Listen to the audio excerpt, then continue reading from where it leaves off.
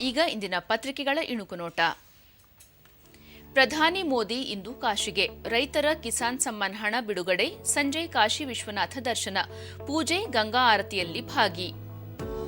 ರಾಜ್ಯದಲ್ಲಿ 30 ವರ್ಷದಿಂದ ಬಾಕಿ ಉಳಿದ 9 ರೈಲ್ವೆ ಯೋಜನೆಗಳು 2 ವರ್ಷದಲ್ಲಿ ಪೂರ್ಣ, ಸೋಮಣ್ಣ. ರಾಜ್ಯಾದ್ಯಂತ ಬಿಜೆಪಿ ಪ್ರತಿಭಟನೆ ತೀವ್ರ, ಪೆಟ್ರೋಲ್ ಡೀಸೆಲ್ ಮೇಲಿನ ಮಾರಾಟ ತೆರಿಗೆ ಏರಿಕೆಗೆ ಆಕ್ರೋಶ. ರೈಲುಗಳ ಡಿಕ್ಕಿಗೆ 9 ಬಲಿ, ನಿಂತಿದ್ದ ಕಾಂಚನಜುಂಗ ಎಕ್ಸ್‌ಪ್ರೆಸ್‌ಗೆ ಹಿಂದಿನಿಂದ ಅಪ್ಪಳಿಸಿದ ಗೂಡ್ಸ್ ರೈಲು, ಪಶ್ಚಿಮ ಬಂಗಾಳದಲ್ಲಿ ದುರಂತ.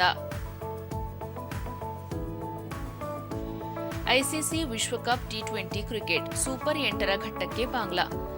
ತನ್ಜೀಮ್ ಮುಸ್ತಫಿಜುರ್ ಮಾರಕ ದಾಳಿ, ನೇಪಾಳ ವಿರುದ್ಧ 21 ರನ್ ಗೆಲುವು. ಇವು ಇಂದಿನ ಪತ್ರಿಕೆಗಳ ಪ್ರಮುಖ ಸುದ್ದಿ. ಉಳಿದಂತೆ ಕಾಸಿಗೆ 25,000 ಎಕರೆ ಆಸರೆ, ಗ್ಯಾರಂಟಿಗಳಿಂದ ಆರ್ಥಿಕ ಸಂಕಷ್ಟ, ಸಂಪನ್ಮೂಲ ಸಂಗ್ರಹಕ್ಕೆ ರಾಜ್ಯ ಸರ್ಕಾರದ ಹೊಸ ದಾರಿ. ರಾಜ್ಯಾದ್ಯಂತ ಸರ್ಕಾರಿ ಶಾಲೆಗಳಲ್ಲಿ ಆಂಗ್ಲ ಮಾಧ್ಯಮಕ್ಕೆ ಇಲಾಖೆ ಅಸ್ತು.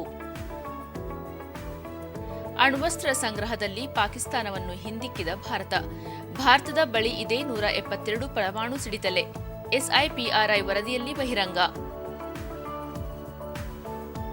ಮಳೆ ಪ್ರಮಾಣ ಇಳಿಕೆ, ತಾಪಮಾನ ಏರಿಕೆ, ರಾಜ್ಯದ ಬಹುತೇಕ ಕಡೆ ಒಣಹವೆ, ಮೋಡ ಇದ್ದರೂ ಮಳೆ ಬೀಳುತ್ತಿಲ್ಲ.